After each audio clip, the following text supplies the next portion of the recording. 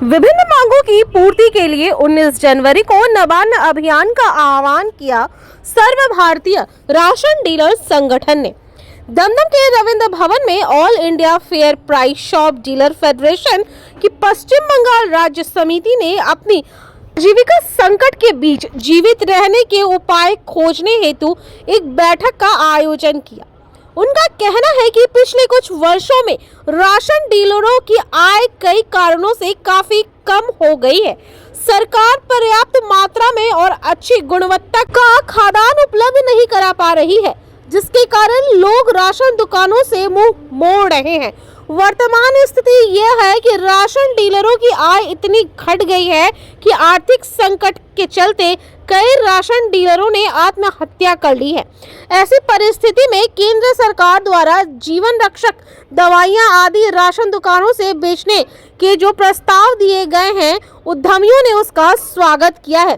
वे पूरे वर्ष की आय व्यय का ब्यौरा लेकर मुख्यमंत्री ममता बनर्जी से मुलाकात करना चाहते हैं। आगामी 19 जनवरी को उन्होंने नवान्न अभियान का आह्वान किया है। सभा के अंत में संगठन के सर्वभारतीय अध्यक्ष विशंबर बोस ने पत्रकार सम्मेलन कर यह तमाम जानकारी दी। আমরা রেশন ডিলারদের জীবন ও জীবিকা বাঁচাবার তাগিদে আজ সকাল 11:30 থেকে আমরা আলোচনা চক্র শুরু করেছি দমদম রবীন্দ্র ভবনে। এই আলোচনা চক্র থেকে আমরা নিজেদেরকে বাঁচাবার জন্য পাশাপাশি গণবন্টন ব্যবস্থাকে শক্তিশালী করা এবং ন্যায্য মূল্যের দোকান থেকে ন্যায্য মূল্যে নিত্য প্রয়োজনীয় বিভিন্ন সামগ্রী বিলি বন্টনের ভর্তুকিযুক্ত দামে বিলি বন্টনের ব্যবস্থা করা নিয়ে আলোচনা করেছে। এই দাবিগুলো প্রতিষ্ঠা করার জন্য আমরা প্রাথমিকভাবে 19 জানুয়ারি আমরা নবান্ন অভিযান করছি।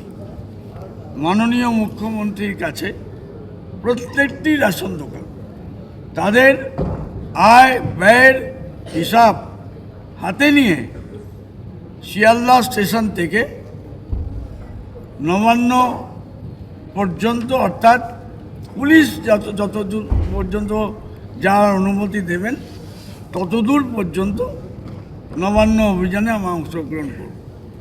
এরপরে মাননীয় মুখ্যমন্ত্রীর কাছে আমাদের এক প্রতিনিধি দল তারা আমাদের ডিলারদের আর্তনাদ, ডিলারদের আর্তি নিয়ে আলোচনা করবেন। এই কর্মসূচিতে পাহাড় থেকে সাগর প্রত্যেকটি রেশন ডিলার অংশগ্রহণ করবেন। এই আন্দোলন কর্মসূচিতে যেমন আয় ব্যয়ের হিসেব নিয়ে যাবেন, তার পাশাপাশি যে খাদ্য সুরক্ষা আইন অনুযায়ী যে 5 কিলো খাদ্যশস্য আমাদের 80 কোটি 35 লক্ষ পরিবারে পাওয়া উচিত, একটা লোক পাচ্ছে না সারা দেশে। কারণ এনএফএস আইনের যে চাল গম কেন্দ্রীয় সরকার তার বরাদ্দ তুলে দিয়েছে। 3 টাকা দামে চাল, 2 টাকা দামে গম, 1 টাকা দামে মাইলো, বাজরা আইন অনুযায়ী পাওয়ার কথা, সেইটা 2022 থেকে উঠে গেছে। উঠে গিয়ে মাননীয় প্রধানমন্ত্রী তার আত্মপ্রচারের জন্য তিনি প্রধানমন্ত্রী গরিব কল্যাণ অন্ন যোজনা এই প্রকল্প চালু করে বিনা পয়সায় তিনি চালগম সরবরাহ শুরু করেছেন। এনএফএস আইনের চালগমটা 3 টাকা 2 টাকার চালগম বন্ধ হয়ে গেল। আমরা চাই এনএফএসের কার্ড হোল্ডারদের এনএফএস আইনের মালটা দেওয়া হোক। পাশাপাশি কেন্দ্রীয় সরকারের ভর্তুকি প্রাপ্ত একটা খাদ্য দপ্তরের স্কিম আছে। 8 টাকা 30 পয়সা দামে চাল, 6 টাকা 15 পয়সা দামে গম, এটাকে বলে টাইড ওভার অ্যালোকেশন। এই অ্যালোকেশন পশ্চিমবঙ্গ সরকারকে চাইতে হবে।